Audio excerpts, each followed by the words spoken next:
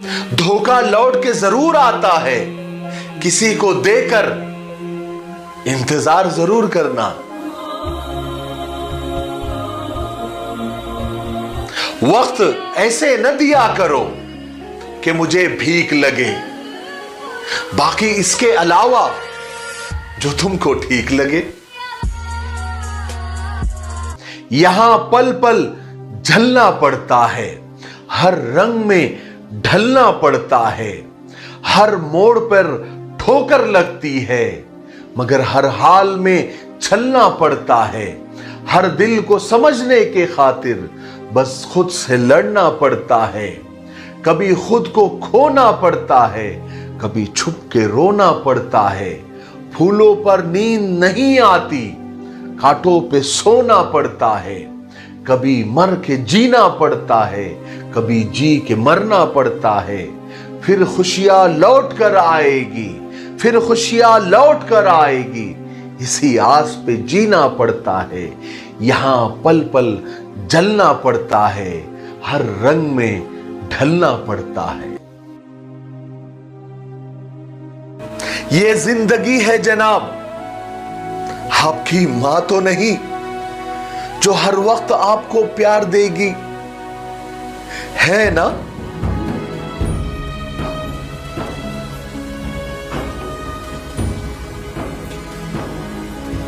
रोज सुबह उठकर एक बात याद रखिए कि रिटर्न टिकट तो कंफर्म है, इसलिए मन भर कर जिए, मन में भरकर न जिए।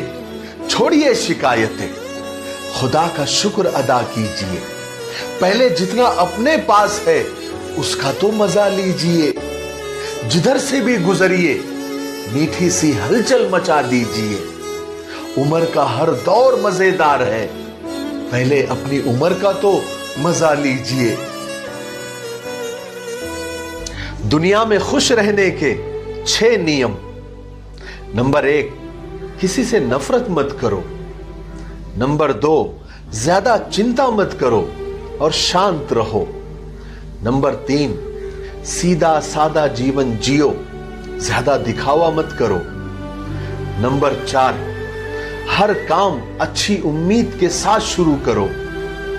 नंबर 5, हर काम को खुशी के साथ करो और भरोसे और कॉन्फिडेंस के साथ करो।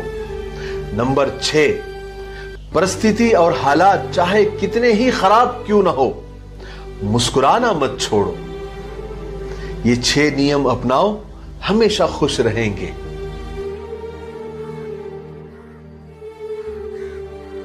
टेंशन और डिप्रेशन और दिल में बेचैनी, ये सब तब होता है जब हम खुद से ज्यादा दूसरों को खुश रखने की पूरी कोशिश करते हैं और वो फिर भी हमें बुरा समझते हैं, है ना?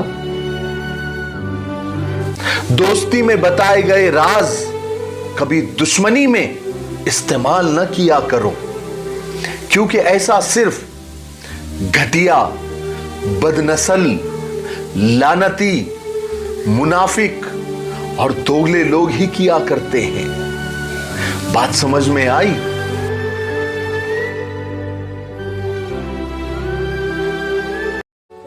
करोड़ों की बात आपको फ्री में बताता हूं। अगर आप ये देखना चाहते हैं, परखना चाहते हैं कि खुदा के पास आपका मकाम, आपकी हैसियत क्या है, तो ये देखें कि खुदा ने आपको आजकल किन कामों में लगा रखा है। अगर आप अच्छे कामों में लगे हुए हैं तो यकीनन खुदा के पास आपका मकाम, आपकी हैसियत बहुत बड़ी है। और अगर आप बुरे काम कर रहे हैं, फालतू काम कर रहे हैं, तो फिर आप खुद समझदार हैं कि आपका मकाम खुदा के पास क्या होगा। आपने फरमाया मैं जन्नत में जाऊंगा और मेरे साथ सबसे पहले मेरी उम्मत के गरीब लोग जाएंगे। और आपको एक अजब हदीस सुनो, मुझे अचानक याद आ गई। आपने फरमाया जब मैं जन्नत में जाऊंगा तो मेरे साथ मेरी उम्मत के गरीब लोग होंगे, तो मैं देखूंगा कुछ औरतें एक तरफ से आएंगी और मुझसे आगे चली जाएंगी।